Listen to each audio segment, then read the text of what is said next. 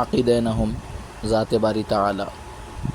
حضرت مولانا ادریس کاندھلوی رحمۃ اللہ علیہ لکھتے ہیں، حق تعالی شانہ جس طرح بندوں کی ذوات کا خالق ہے، اسی طرح ان کے اخلاق اور عادات اور صفات اور افعال کا بھی خالق ہے۔ وہ افعال خواہ خیر ہوں یا شر، سب اسی کی تقدیر اور علم اور ارادہ اور مشیت سے ہیں، لیکن خیر سے وہ راضی ہے اور شر سے راضی نہیں۔ لیکن یہ یاد رکھنا چاہیے اور خوب یاد رکھنا چاہیے، فقط شر کو حق تعالی کی طرف منسوب کرنا خلاف ادب ہے۔ حق تعالی کو خالق شر کہنا ہرگز مناسب نہیں ہے، بلکہ خالق خیر و شر کہنا مناسب ہے۔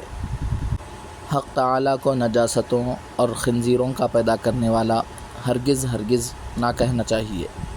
حق تعالی کی پاک جناب میں ایسا لفظ کہنا بے ادبی اور گستاخی ہے۔